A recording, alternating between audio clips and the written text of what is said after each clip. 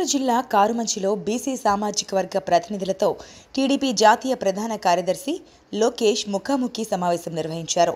టీడీపీతోనే బీసీలకు రాజకీయ, ఆర్థిక స్వాతంత్ర్యం వచ్చిందని నారా లోకేష్ వెల్లడించారు. స్థానిక సంస్థల్లో బీసీలకు 34% రిజర్వేషన్లు ఇచ్చింది తెలుగుదేశం పార్టీనేనని, ఆర్థిక శాఖ, టీటీడీ, తుడా చైర్మన్ లాంటి కీలక పదవులు బీసీలకు ఇచ్చామని లోకేష్ తెలిపారు. జగన్ పాలనలో నిధులు లేని కార్పొరేషన్లు ఏర్పాటు చేశారని, బీసీలకు 10% రిజర్వేషన్లు కట్ చేసి స్థానిక సంస్థల్లో 16,500 మంది బీసీలకు పదవులు దక్కకుండా జగన్ చేశారని లోకేష్ విమర్శించారు. ప్రజా సమస్యల పరిష్కారం చేయమని అడిగితే బీసీ నాయకత్వాన్ని దెబ్బతీయడానికి జగన్ ప్రభుత్వం అక్రమ కేసులు పెడుతుందన్నారు. బెంచ్ మంత్రి గుమ్మనూరు జయరాం వాల్మీకిలకు చేసిందేంటని ప్రశ్నించారు. 4 ఏళ్లు డ్రామా చేసిన జగన్ ఇప్పుడు బోయ, వాల్మీకిలను ఎస్టీలో చేరుస్తామని కొత్త తీర్మానం అంటున్నారని నారా లోకేష్ విమర్శించారు. టీడీపీ అధికారంలోకి వచ్చిన వెంటనే వాల్మీకులను ఎస్టీలో చేర్చేందుకు కేంద్రంతో పోరాడతామని లోకేష్ తెలిపారు.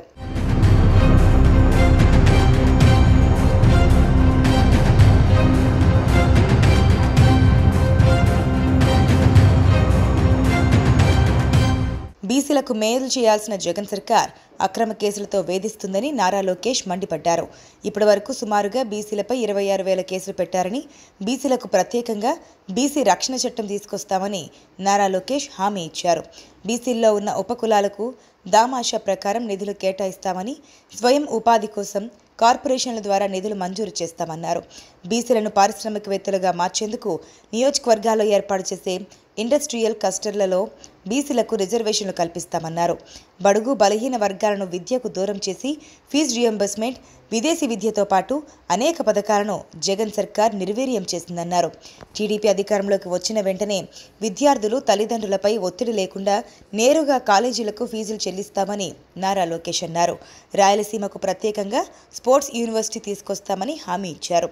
బీసీలకు శాశ్వత కుల ధృవీకరణ పత్రాలు అందజేస్తామన్నారు.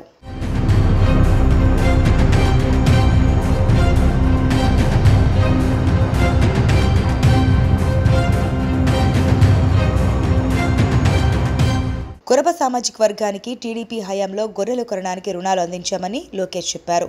టీడీపీ అధికారంలోకి వచ్చిన తర్వాత సబ్సిడీలో మందులు, మేత, దాణా అందజేస్తామన్నారు.